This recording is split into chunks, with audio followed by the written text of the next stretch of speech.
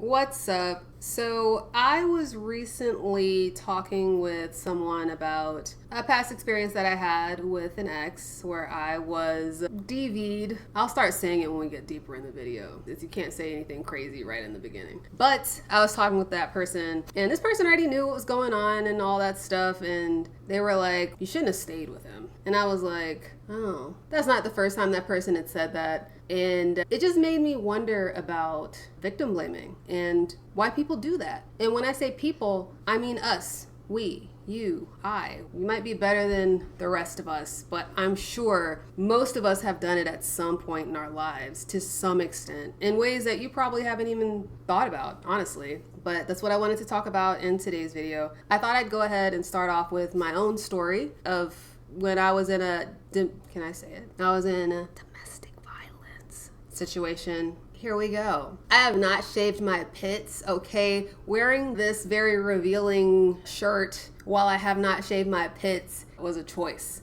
I don't know why I chose it, but it's what I chose. If you come across a woolly mammoth while watching this video, I'm just letting you know. Anyways, I didn't move away from home until I was 25, and my home life wasn't terrible. I'd graduated from college 2 years prior, and I was just really ready to be out on my own. The girls that I was moving with, I met them through one of my male friends. They told me they were looking for a third girl to live with them in this apartment that they were moving to that was a 3-bedroom. The room that they had agreed to give me was the largest room, and it was the only room that had its own bathroom. It was connected to the balcony. It was a beautiful room. I couldn't believe they were giving it to me, but I was like, okay, yes, I'm going to do it. I'm going to move in. The other rooms, one of the rooms was really big. It was actually slightly bigger than mine. And the other room, the third room, was teeny tiny. It was connected to the bathroom that was for everybody. And the reason why they said they were giving me the big room was because they didn't want to have to share a bathroom with some girl they didn't know. That was what they told me. And I was like, okay, I'm fine with that. We submitted our deposit and we signed the lease right before they went and saw the room. When the girls went to go look at the room, just the two of them, they realized something that I had already realized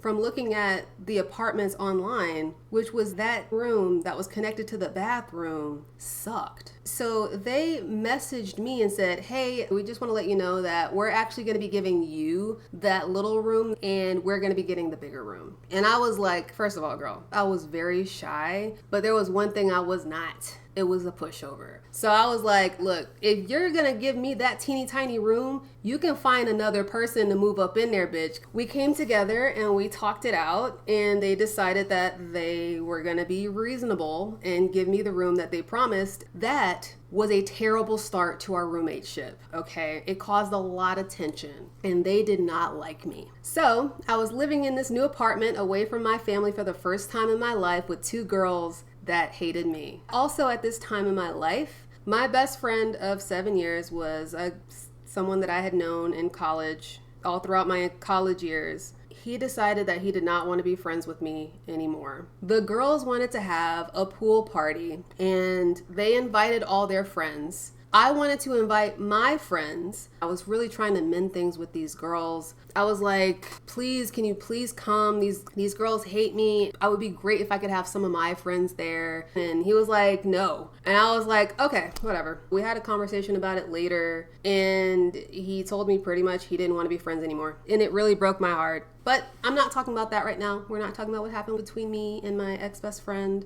We're cool now, but at the time I was really devastated. Anyway, at this pool party is where I met my ex. I want to see if I can come up with a name for him. Ooh, I'm gonna hate this name. I'm gonna call him Lance. Ugh, hate that name. Maybe that's why it's a good reason. But that's where I met Lance. I didn't know anybody there. I felt really uncomfortable in my body at that time, and I was wearing a swimsuit that I just didn't feel super confident in, and I was like hiding in the pool, trying to stay submerged and feeling super alone. And there was one guy who talked to me, and it was Lance. He offered me a swig of his beer. I was like, oh, I'd never had that beer before. And he was like, oh, you can try it. And I thought that was really nice of him. This was during the time where Pokemon Go was popular. As we were leaving, he was like, oh, I gotta see if there's any Pokemon in the area. I was like, oh, you play Pokemon Go? So do I. And that's how he got my number. My best friend had friends that I knew through them. So when I stopped talking to my best friend, I stopped talking to all of them. So that whole friend group was unavailable to me. The only other friend group I had was, if you've seen my Oreo video, it was the people that called me Oreo and made fun of the way that I talked and didn't like when I said big words and was just always telling me that I wasn't black enough and calling me weird and stuff. I had those friends left and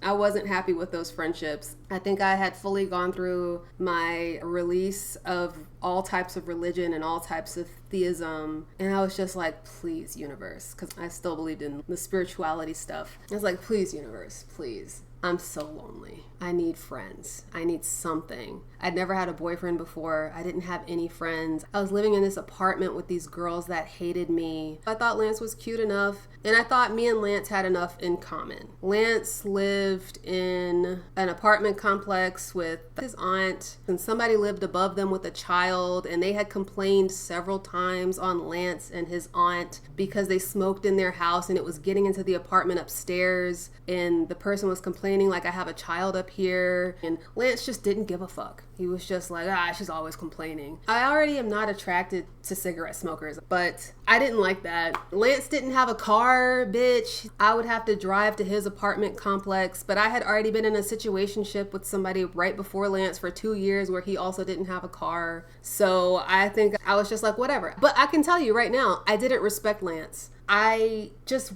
didn't have anybody else to talk to. Lance did not make fun of the way that I spoke. Lance didn't call me an Oreo. Our first time hanging out was, I went to his house, obviously because he didn't have a car, and we played Mario Tennis. Somehow I won, probably because he was smoking and talking on the phone. He was like, oh shit, you beat me. That's when Lance said he started being interested in me. Lance wasn't doing anything with his life. He had no plans for his life. I don't remember if Lance had a job in the beginning, but I just knew that I wasn't impressed. And I really didn't take him seriously, and I was just like, whatever, I'll talk to him because he's here. But my lipstick looks terrible in this one, and it's because I didn't try very hard. Normally I do like several different layers. Anyway, I'm trying to lay out the base layers so you realize how I was isolated socially to get to this point in the first place. After I started talking to Lance, I was talking to him on the phone pretty regularly. I stopped hearing from him, and I would text him and I'd call his phone and I wouldn't get anything. Then one day I got a text message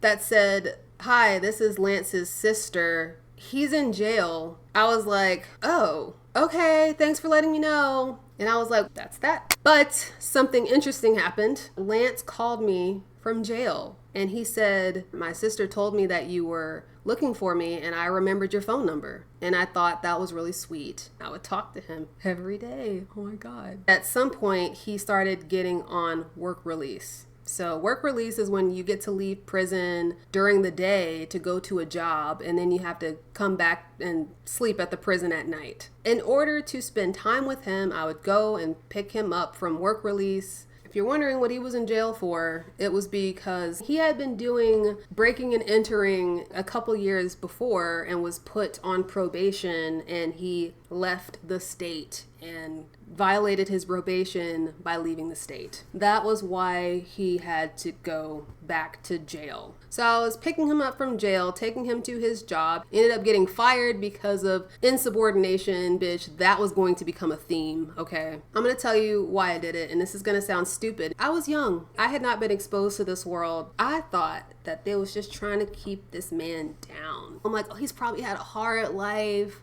He's just trying to live his life the best way he can, and the system's out to get him, and oh my God. And maybe that's true for some people, but that was not true for this man. So after he got out of work release, he started staying with his aunt again, and eventually they got evicted because they could not stop smoking cigarettes in the apartment. They ended up having to move to a trailer park, and the trailer park was like super far away from my house, and it was just impractical to go out there because I was the one that was having to drive because he didn't have a car. Sometimes he would get rides to my house, and I'd be like, you could just stay the night at my house. By this point, he was my boyfriend, and so he would stay over at my house some nights. And then he started staying over a lot. And then at some point, I decided to ask my roommates if he could just move in with us. And they were like, sure, but he's gonna have to pay rent. So that's what he did. Everybody's rent decreased because he became our fourth roommate. And before you say I'm stupid and I should have known better, I didn't. That was my first boyfriend, and that was the first time I'd lived away from home. Okay. All right. I was not happy because I had settled for him. I will say he had a very confident demeanor. He had a very boisterous type of personality.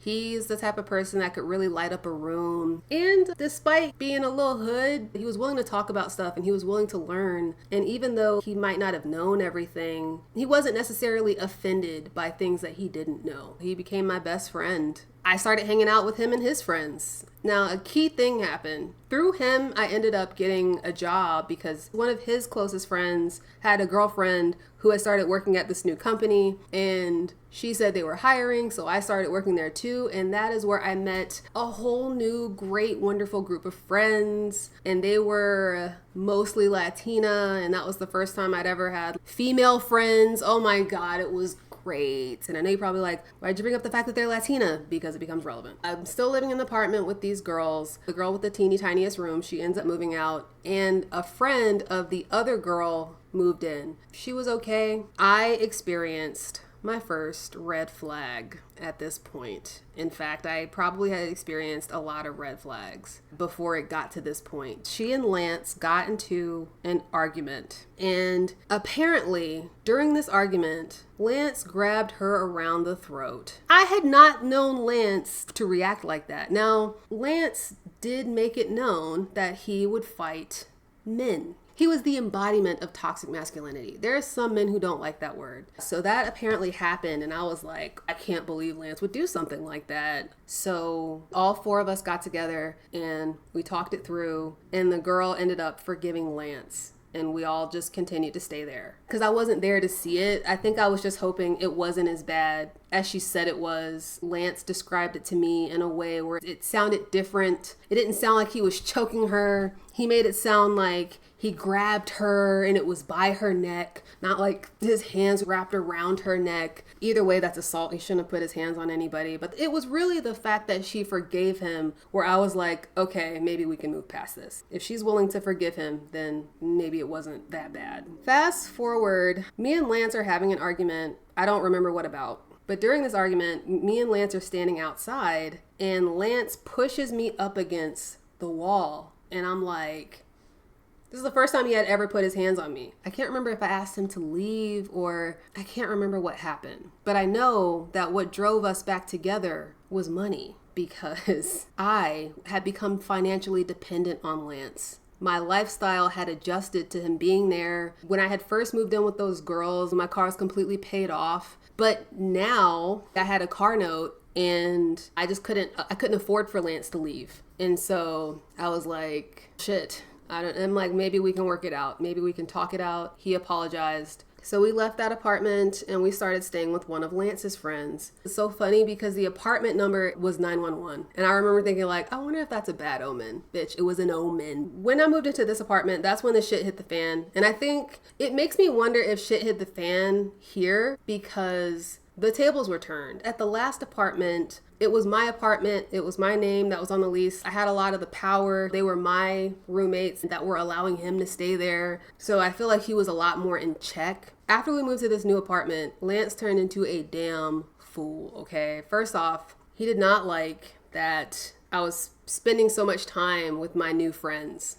I loved them. I did. None of those friendships made it, by the way. I think, is that how adult friendships work? You're friends with somebody for 5 years and then something happens and they disappear forever. I don't know. At first, he was okay with it because he was like, oh yeah, we should have some female friends. But when it was starting to impede on his expectations, he was discouraging me from doing that. One night he was out and he did not come home. I remember repeatedly waking up multiple times in the night and he was not at home. And I was like, what the fuck? Why is he not home yet? He hasn't called me. He hasn't messaged me. I think I probably messaged him like, where are you? He came home in the morning and we had this huge argument. Oh my God, I can't believe we used to do stuff like this. But me and these friends stayed out all night and I ended up coming home in the morning. It was a similar situation. He wasn't home and I was like, I guess he's not home. I think it was something like that. I think it was related to him. I can't remember. I got buck naked and got in the shower. He did not invest in a shower curtain. That's relevant. And then he came in and was like, are you just not getting home? And I was like, yeah. He was like, what the fuck do you think you're doing? I was like, aren't you just now getting home? He was like, no, I was outside sleeping in my car. I was like, I didn't see you out there. He came in and he grabbed me by my neck and held me up against the shower wall. I was like, what the fuck are you doing? I was looking at him. Was I afraid? I don't know if I was afraid or if I was bewildered, but I definitely had this feeling like, am I gonna have to fight this man? I'm over here, I don't have anything to fight with. I'm soaking wet, slippery wet with water, butt ass naked. There's not a shower curtain for me to try to put in between us. There was nothing. He held me by my neck and he pulled me out of the shower and I was trying to fight him off of me. And I can't remember what happened after that. I just know I dried off, got dressed, and I packed up all my shit. I took my 2 cats, I put them in the backseat of my car. I went to go meet a family member. I was really embarrassed. I did not tell them that my partner had just choked me in the shower because this family member didn't like my partner in the first place. And I told them, I was like, I just left Lance, and this family member told me something that stuck with me. They were like, where are you about to go? I had been staying with my grandparents, but I had acquired so much stuff from living away from home for almost 3 years. There was nowhere for any of my stuff to go at their house. They didn't know this. In my head, I was like, I was just trying to get out of there. But I didn't have money for a hotel. And I remember they said that, and I looked in the backseat of my car. It's funny because there's a cat back there. I looked in the backseat of my car and I saw my 2 cats. And they were like, where are you about to go with 2 cats? And all this stuff. And I was like, I don't know. I went back to live with my grandparents and I just couldn't. And my grandparents, I was staying in their spare bedroom. They were letting me stay on a spare leather couch that was in their spare room. Their spare room was, oh my God, like that big. Shit, that spare room might have been the same size as this fucking queen size mattress, okay? This queen size bed, okay? It was so small because they had never moved their furniture out. If you live in Georgia, my job was in Sandy Springs and I lived in Snellville, bitch. That commute was, oh my God, that was the worst commute of my life. Sitting in over an hour worth of traffic every day, to and from, I couldn't do it. It was really killing my mental health. And so I went back to Lance, and the way I went back was, I just told my grandma, like, I'm gonna stay at Lance's apartment tonight. I didn't bring my stuff back or anything like that. I just was spending the night over there. I was going there every night after I got home from work. When that family member was like, where are you gonna go with 2 cats? I was like, you're right. So I had a plan. I was like, okay, I'm going to find a place and I'm just gonna make this work until I can move into that new place. And that's what I did. So I went apartment hunting and I found an apartment and I was like, great. I signed the lease. The apartment wasn't gonna be available for 3 months. And I was just like, oh my God, how am I gonna do this? 3 months is a long time to fake wanting to be with somebody, because that's what I was doing. I was faking like I wanted to be in the relationship with Lance. But sometimes, bitch, I even fooled myself because I had come to love him because it wasn't always terrible. I have a lot of great memories of Lance and a lot of very nice things that he did. Obviously, that's how that works. Lance had grown up a lot in our relationship because of me. Thank you. He had a car. As you can see, he was sleeping in his car that night, or so he says. He didn't have any credit. So what I did was I added Lance to my credit card, which he immediately ran up. And I was helping him to find a job and stuff. He ended up working at a family member's car rental place by himself. That was the only way he was ever going to be able to keep one. I don't know what he's doing now, but that man had problems with insubordination. He got fired from jobs for insubordination several times while I was dating him. As far as the abuse, after a certain point, it was like we weren't pretending like it wasn't happening anymore. He would grab me by my neck a lot. He would push me up against the wall a lot. He would body slam me. He would hold me down on the ground. I remember one time in particular, he was holding me down on the ground and just shouting at me and telling me how none of my friends really liked me. And to them, I was just the black girl and they were all talking about me behind my back because all of my friends were Latina at this point. And I thought that I was just so much better than everybody. And I don't come up with things on my own. I just listen to what other people tell me. What he meant when he said that was the fact that I listened to doctors about things like vaccines. He was saying whatever he could that he thought would affect me. He would call me pretentious. That didn't bother me. But because I had struggled so much with friendships, especially female friendships and loneliness, when he said what he did about my friends, I cracked. And I remember he said it and something shattered inside of me and I started crying. And you could just see he just felt so triumphant. He was just like, oh, finally I said the thing. And then he just kept going with it. Yeah, that's why nobody likes you. Why you don't have any real friends. Then he started soothing me. You don't need them. Oh my God, it's so evident to me now. But he was like, you don't need them and people shouldn't be like that. He was obviously like separating me from my friends because that's how this all started, remember? And he choked me in the shower because I had stayed out all night with my friends. But a lot more crazy shit happened. He opened my phone, called a guy at my job, and said that he was gonna beat him up. When I got to work that day, my boss pulled me into the office and said, somebody told us that your significant other was going to harm somebody at the job. I felt so betrayed. I was like, who told on me? Who would do this? It's obvious to me now that it was the guy. I don't know why I didn't think that it was him. He was trying to make it seem like he was on my side and he really just wanted to fuck me. But he really wanted me to break up with him and he would be there to support me if I ever decided to leave him. And so I threw it up in my ex's face. I was like, that's why, I'm gonna leave you for so-and-so. And I was trying to make him jealous and that's why he called and threatened to kick his ass. And I was so mad. I was like calling somebody from my job, what the fuck are you thinking? You could have got me fired. Because I had made all those friendships at work, it was negatively impacting those friendships at work because I was coming off as messy. So it was working. He was impacting those friendships. He used to leave bruises all over me and I would take pictures of all the bruises, all the marks. Sometimes he would break off my nails. I would send him the pictures the next day and he would say, I'm sorry. And I didn't know what to do. I didn't know what to do because I was still living with him because my apartment hadn't started yet. This all happened in that 3-month period where I was waiting for my apartment. It's crazy. So much happened that it escalated so much in between that time. And I had told myself that I was just going to try to make it work, but it clearly wasn't working. And I just couldn't bring myself to go back to my grandparents' house. I just thought if I could just get through these 3 months, if I could just bear it, if I just don't do anything or say anything to provoke him, then I'll be out of here. On really bad nights or really bad days, I used to drive all the way to that apartment. It was probably a 20-minute drive. And I used to just sit outside. And I used to just look up at the apartment and sit in my car.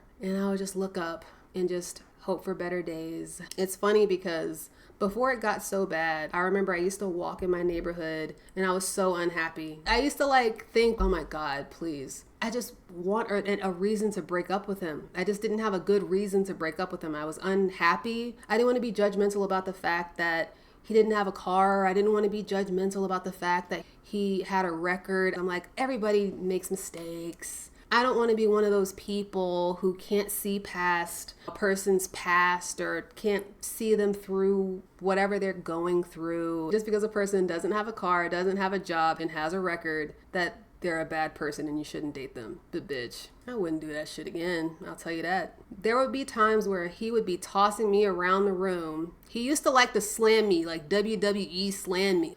Pah!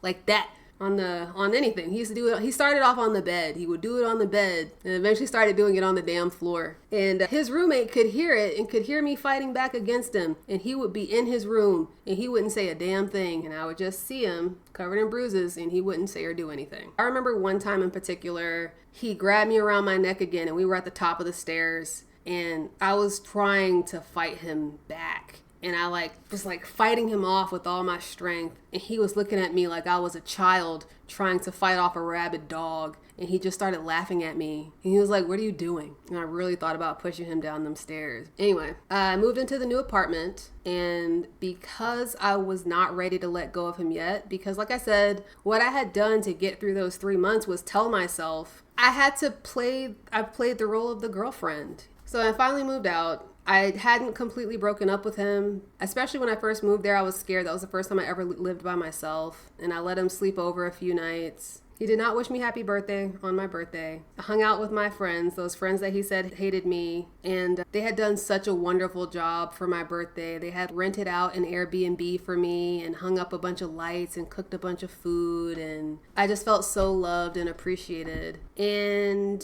he didn't even wish me happy birthday. And I was like, that's it. Being choked I can put up with. But bitch, you can't even wish me happy birthday. You didn't even remember that it's my birthday. I just couldn't. And that was it. That's what happened. We broke up, and not too long after that, I started dating somebody else. We're finally at the end of the story. I did want to talk about victim blaming and why people think that it's okay. There's a lot of videos that are already out there about victim blaming. I don't really want to talk about too much that maybe you've already heard. So I will briefly touch on some statistics here because I feel like that's me trying to be socially responsible. About 10 million Americans are affected by DV annually. 1 in 4 women experience it, and 1 in 9 men experience it. There are over 1,500 deaths per year from domestic violence, and most cases are never reported to authorities. 1 out of 3 police-identified victims are caught by emergency departments, and 40% of victims never contact the police. 50% of women in emergency departments report abuse history.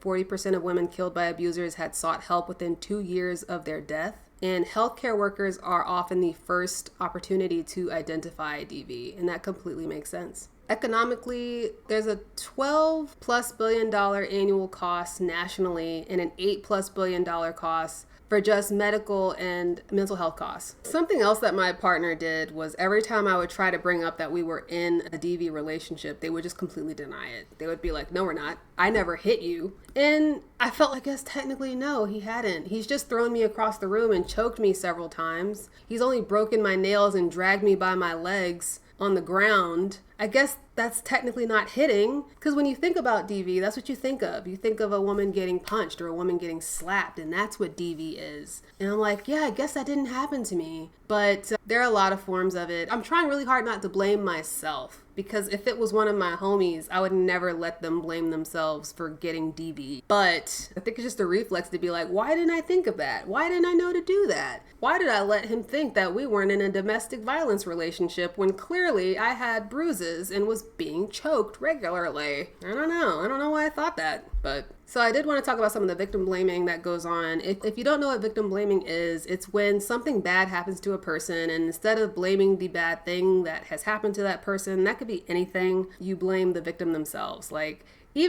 let's take abuse out of it. I heard a guy describing it today that said, if you're in a car accident and somebody hits your car, that's like saying, what were you doing to get hit by another car? And then he's saying how your insurance will actually go up from somebody hitting your car. So my previous beliefs about DV were, that's never gonna happen to me. I'm never gonna put myself in that situation because I'm smart and I can read situations very well. And also, like I said, I had a very specific image of what DV looked like. It looked like hitting, it looked like punching. That's what it looked like. So even when it was happening to me, I don't even think I recognized that it was happening to me. I knew that I didn't like it, but it was hard for me to officially say I'm in an abusive relationship. Something else that was a part of it, I think, is how he justified getting physical with me was he would specifically say, people say that words don't hurt, but words hurt. I never used to initiate any abuse. I never used to hit him or punch him, but he saw that as excuses to why it was okay for him to do it, because he really didn't like me calling him a bum. And I remember it slipped out, not in casual conversation, but we were having an argument, and I was like, Lance, you're acting like a bum. And he just got very upset. I used to ask him if he used to abuse his ex. Obviously, I didn't use that word, but he would say, yeah, we used to get into it. And I'm like, oh no, he thinks that this is normal. I'm like, is this normal? I don't know. He still had some type of relationship with his ex, like they were still homies, and I was trying to be a cool girlfriend and be completely cool with him being friends with his ex, like Jerry and Elaine. So I used to be like, if they used to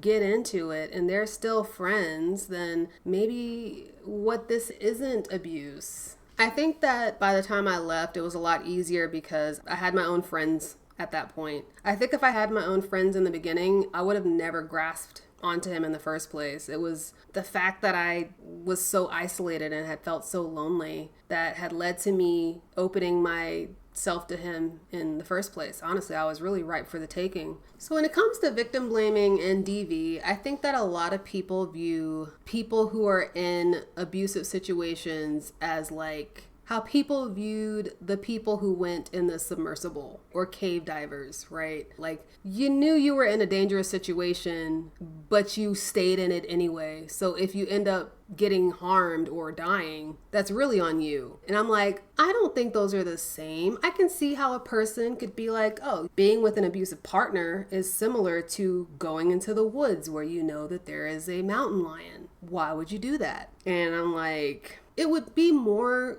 accurate to say being with an abusive partner is like you're going cave diving because there's a mountain lion outside of the cave, right? And you're going cave diving to get away from the mountain lion. So you're doing something dangerous to get out of a even worse situation sometimes. I didn't tell people for a really long time because I was so embarrassed because I had chosen my partner. You probably hung out with this person and your friends. That person becomes so entangled in your identity that they can't even picture you without them. And I was really embarrassed to say, yeah, that guy that I put my name on and did all this stuff with and was with for 2 years, yeah, he started choking me, so we broke up. It's a lot easier to just be like, oh, we had irreconcilable differences. It wasn't working out. It looks bad that you let somebody do that to you, especially if it happened more than once and you didn't leave. You didn't do anything about it. You didn't say anything. Especially in my situation, I felt embarrassed because I had a whole fucking scheme going on in my head. I was trying to stick out a relationship because I was trying to get to this apartment. I'm like, oh, if I could just make it work, get to this apartment and I can move out. I could be close to my job. I'll have my friends and my cats and it'll be great. And I don't have to talk to him. So when I was doing my research into this, I was looking up reasons that people gave for why people blame victims in the first place. And a lot of them were pretty straightforward. A lot of them I thought were really interesting, but I also have some of my own reasons I hadn't heard anybody say as well. I like to have a nuanced take on all of my things, so you probably won't agree with all of these. I don't necessarily think this is in defense of victim blamers. I'm just trying to get into their head and see where they're coming from. I guess I want other people to get in their head too, because how are you supposed to help somebody through something if you don't understand how they see the situation? There was a common thread where people say people choose to blame the victim because people want to believe that the world is predictable and if they just follow the rules, then bad things won't happen to them, right? And the victim's plight proves that they weren't following the rules, which is why the first thing that people say is, what was she wearing? What were you doing there? You were there at that time of night by yourself? Why were you there? And people think to themselves, I wouldn't put myself in that situation for that to happen to me anyway. And look, I haven't put myself in that situation and that hasn't happened to me, which just proves my point. Some other reasons why people blame victims is because some people, not everybody, some people are problem solvers. Some people just want to figure out how the victim's experience could have been avoided if they just hadn't done something. It's very similar to the one that I just said before. If anybody watches Dr. Grande on YouTube, basically he does a lot of true crime stuff, and at the end, he'll try to say what he thinks that the victim could have done to avoid getting murdered. He'll be like, once the perpetrator started getting violent, the victim should have left, or once the victim saw that the perpetrator had murdered somebody before, they should have gotten themselves away from that person. And I get it. It comes from a very objective place of really trying to figure out what could this person have done to not have gotten themselves in that situation? What could have been done to change the outcome? I think it's coming from a very logical place. I say that as a person who does that a lot myself. I don't necessarily do it when people are SA'd or when people have been abused. I had a cousin who was having an argument with her boyfriend and she let me read the messages, and the boyfriend got to a point where he said something rude to her and he had not messaged her the next day. And when I went through her messages, I was like, oh, right here he did say that there was nothing wrong and you kept pressing him. So maybe that's why he hasn't messaged you today. I don't necessarily think that's victim blaming, but I was not being a supportive cousin. I was genuinely trying to help her because I thought if I can tell her, then she'll know for the future and she won't do that again. But it's coming from a place of me trying to figure out what went wrong in this situation and letting her know what went wrong in the situation, which leads into the next thing that I was going to say, which is It's coming from a genuine place of wanting to protect the victim from future attacks. You want to give that person information so that they can protect themselves from the future, right? So you might want to say something like, you should have left when he choked you the first time. Why didn't you leave when that happened? And I think it's completely valid to be upset with the person for asking that, because I think it's definitely insensitive. I'm having the burps today. But I think it's definitely fair to say that that's an insensitive thing to say. But at the same time, I think that person is coming from a place of genuinely caring about the person and thinking that maybe that person's just not aware. Not thinking that person is stupid, but maybe coming from a place of maybe you didn't know that you were doing this. Maybe you didn't know that walking out at night in this side of town was a bad idea. You think that person is naive. I know people in my family who think that I'm naive. I like to walk in remote areas, which is why I got a scary dog. I'm sure that those family members would be like, if a mountain lion got to her, then I wouldn't be surprised. Which leads me to the next thing that I was going to say. People feeling angry with victims for putting them in an emotionally difficult position, like when a parent punishes a child for doing something dangerous and getting hurt. That's what I think some other people do. Like in that scenario that I just gave, where if I was walking in the park and I went missing, then I have family members that were constantly like, you shouldn't be walking in the park. Why was she walking in the park at night by herself? Of course she was going to get missing. I think that's coming from a place of them being angry that the victim has put them in a place where they have to be emotionally reactive to something and they don't want to feel that way. I watched a lot of videos about victim blaming. I watched some from Alpha Bros and the Fresh and Fits, Andrew Tate type of crowd, and the Red Pillars. Obviously they had a lot of pretty toxic takes, and they were like, is it victim blaming or is it just asking a person to have some self-accountability? And I'm like, sounds like that's coming from a person who's never been in that situation before. So that's always great to hear. But how should you react if you have a person that's been in that situation? I know a person who is currently in that situation where they're experiencing domestic violence. That person's support system is the family of their abuser. That is the only support system that this person has. And one night, this person called me and said they needed to get away. And I went and I picked them up and I let them stay at my house. And the next morning, they wanted to go to like a shelter type place that helps women and stuff. And I knew that this person was going to be right back with that person because they didn't have anybody else. I don't have any place for them to stay. So I'm like, this is all I can do. All I can do is try to support this person in every single decision that they make that